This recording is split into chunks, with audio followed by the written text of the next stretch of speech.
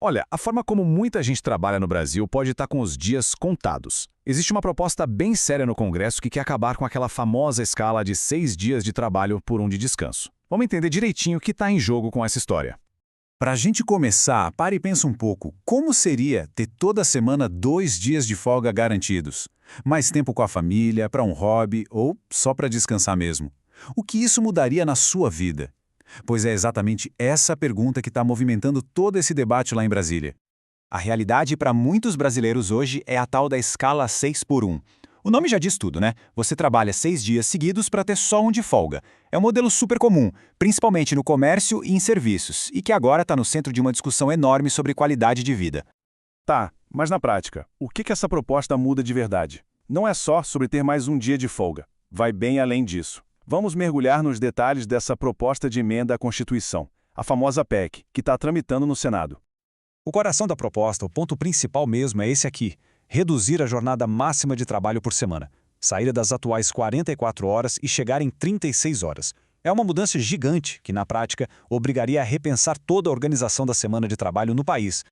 Mas calma, essa mudança não aconteceria do dia para a noite. A ideia é fazer uma transição bem gradual, ao longo de 4 anos, para dar tempo de todo mundo se adaptar.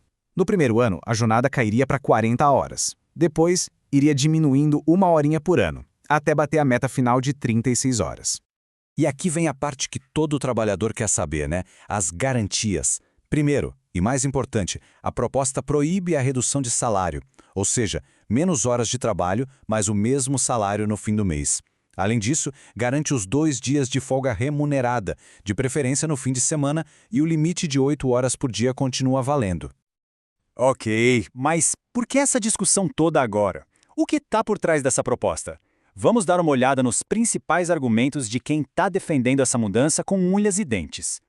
Para entender a motivação, a gente tem que olhar para a base da proposta, que é bem social. O autor do projeto, o senador Paulo Paim, defende que isso não é só uma mudança de regra. Para ele, é o resultado de uma luta histórica do brasileiro por mais dignidade e justiça social.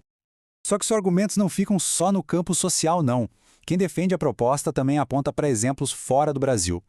O senador Paim, por exemplo, sempre cita o caso da Espanha. Lá, uma redução parecida na jornada de trabalho teria criado, segundo ele, mais de 500 mil de novos empregos. E olhando os números da Espanha que os defensores da PEC usam, a gente vê que a ideia é que a economia também ganhe. A lógica é a seguinte: com mais tempo livre, as pessoas consomem mais, viajam mais, vão mais a restaurantes, e isso tudo faria a economia girar, gerando crescimento e queda no desemprego. E o governo federal, claro, entrou de cabeça nessa história. O argumento principal é o da melhora na qualidade de vida. E eles levantam um ponto bem importante: o benefício especial para as mulheres, que muitas vezes já encaram uma jornada dupla, né? O trabalho fora e as tarefas de casa. Bom, mas como nem tudo são flores, é claro que essa proposta não é unanimidade. Pelo contrário, existe muita resistência e a briga política nos bastidores é bem pesada. É aqui que o debate pega fogo. De um lado, o governo e os defensores da proposta vendem a ideia de progresso social e econômico. Do outro, o setor empresarial, principalmente o pessoal do comércio e de serviços, está de cabelo em pé, dizendo que o modelo é simplesmente inviável. A conta, segundo eles, não fecha. Seria preciso contratar mais gente para cobrir os turnos, o que aumentaria muito os custos. E essa preocupação vira um cenário bem complicado, principalmente para os pequenos. Pensa no microempreendedor individual, o MEI, ou no dono de um pequeno restaurante que depende de abrir no fim de semana para sobreviver. Como é que fica? Aumentar a folha de pagamento pode ser impossível para eles. E essa força do setor produtivo tem muito peso e influência lá no Congresso, o que cria uma barreira enorme para a aprovação. Beleza. Então, com tudo isso na mesa, o que acontece agora? O projeto está lá, prontinho para ser votado no plenário do Senado. Qual o futuro dele? Olha, se depender do governo, a mensagem é bem direta. O líder do governo no Congresso, Randolph Rodrigues, já disse com todas as letras que esse assunto é prioridade ampla e absoluta. Ou seja, eles vão gastar capital político para tentar aprovar isso. E não dá para negar o peso político disso, né? Aprovar uma medida como essa seria uma grande vitória para a base do governo.